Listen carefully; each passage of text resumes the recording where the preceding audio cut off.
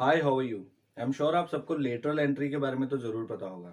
जिनको नहीं पता उनको बता देना चाहता हूँ। लेटरल एंट्री का मतलब होता है कि बैकडोर चैनल से किसी भी ऐसे इंडिविजुअल को जो एक प्रोसीजर सेटअप है, उस प्रोसीजर को फॉलो ना करते हुए डायरेक्टली किसी पर्टिकुलर पोस्ट के लिए अपॉइंट कर देना, उसको बोलते हैं लेटरल एंट्री।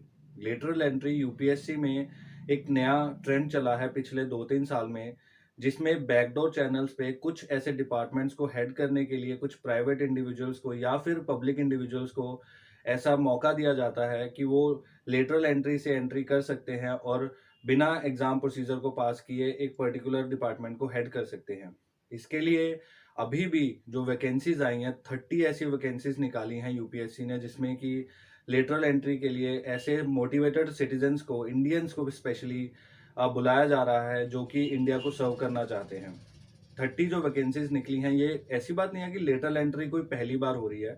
लेटरल एंट्री 2018 में भी हुई थी, जब 10 ऐसी वैकेंसीज निकाली गई थी और 10 डिफरेंट डिपार्टमेंट्स में लेटरल लेटरल एंट्री के द्वारा 10 ऐसे हेड्स को चूज किया गया था जिन्होंने इंडिया को सर्व किया। इसको समझने के लिए आपको ये समझना पड़ेगा कि जो लेटरल एंट्री जॉब्स होती है, इसका मतलब ये नहीं होता कि अभी किसी को रिक्रूट कर लिया और उसके बाद उसको इमीडिएटली 60 साल तक या फिर पूरा उसका लाइफ टाइम जब तक रिटायर नहीं होता तब तक उसको उस पर्टिकुलर सर्विस में रखा जाएगा। ऐसा कुछ नहीं है। अभी तक जो लेटरल एंट्री जॉब्स आ रही हैं गवर्नमेंट ऑफ इंडिया में, ये सिर्फ 3 साल का कॉन्ट्रैक्ट रहता है। 3 साल के कॉन्ट्रैक्ट में क्या रहता है कि 3 साल के बाद उस पर्टिकुलर इंडिविजुअल को उस पर्टिकुलर पोस्ट को वेकेट करना पड़ेगा और कोई और इंडिविजुअल लेटरल एंट्री से या फिर डायरेक्ट प्रोसीजर से वहाँ पे रीइंस्टेट हो जाएगा। लेटरल एंट्री में एक कुछ स्पेशलिटीज जो है, जो एलिजिबिलिटी क्राइटेरिया है, उसमें भी ये है कि कम से कम आपका जो एक पर्टिकुलर फील्ड में एक्सपर्टीज है वो 15 से 20 साल का होना चाहिए और आपकी मिनिमम एज 40 साल से ऊपर होनी चाहिए। तभी आप एक पर्टिकुलर पोस्ट के लिए अप्लाई कर सकते हैं। जब आप एक पर्टिकुलर फील्ड में बहुत आपकी एक्सपर्टीज है, तो आपकी उस एक्सपर्टीज को यूटिलाइज करके उस फील्ड में कुछ एनहेंसमेंट, कुछ अच्छे से काम किया जा सकता है। जैसे मोन्टेक सिंह आहलूवालिया हो गए, उनको भी लेटरल एंट्री के थ्रू रखा गया था इंडियन गवर्नमेंट में। इवन मनमोहन सिंह को भी लेटरल एंट्री के थ्रू ही लेके आए थे 1991 1992 में। उस टाइम पे भी मनमोहन सिंह आरबीआई के गवर्नर थे उससे पहले, बट मनमोहन सिंह को डायरेक्टली लेटरल एंट्री के थ्रू फाइनेंस मिनिस्टर बना दिया गया था, जो कि हमारे लिए काफ़ी यूज़फुल भी रहा था।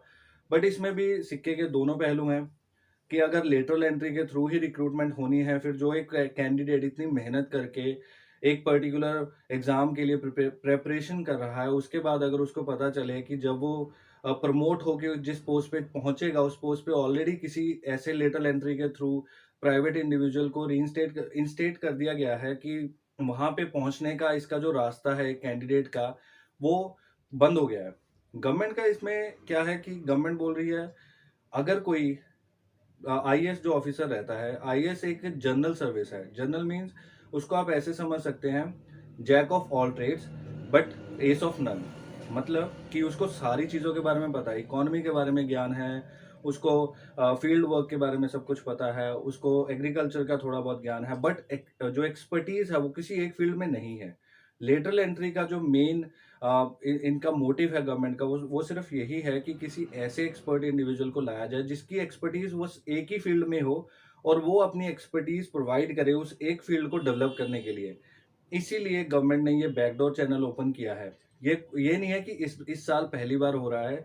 इस साल 30 ऐसी वैकेंसीज निकाली हैं गवर्नमेंट ऑफ इंडिया ने, जो यूपीएससी के थ्रू रिक्रूटमेंट होगी।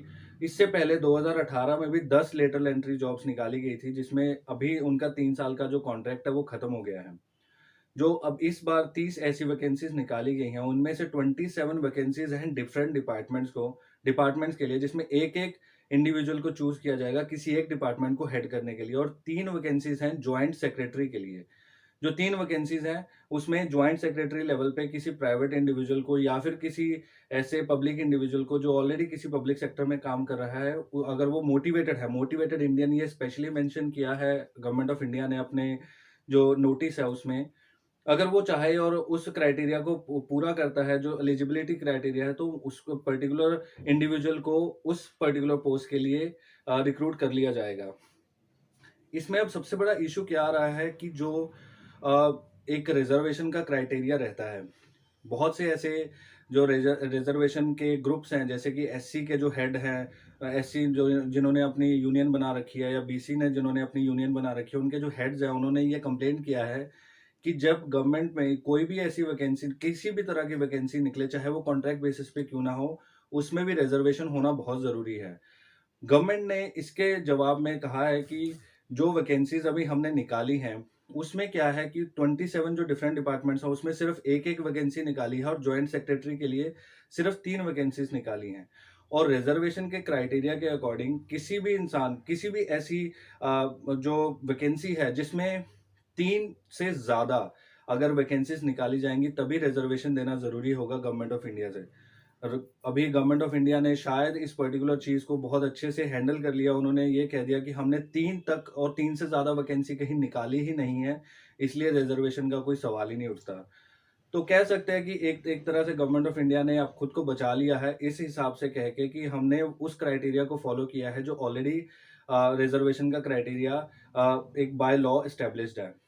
अभी देखना एक इंटरेस्टिंग होगा कि अब जो इंडिविजुअल, जो कैंडिडेट, जो एस्पिरेंट्स इतनी सालों से तैयारी करते हैं, इतनी सालों से मेहनत करते हैं, जैसे लास्ट टाइम 2018 में 10 लेटरल एंट्री जॉब्स आ गई थी, इस साल वो 30 हो गई हैं, अगले साल जो 3 साल बाद जो इनका जब कॉन्ट्रैक्ट खत्म होगा, वी नेवर नो कि वो 60 हो जाए या फिर 100 तक भी जा सकता है।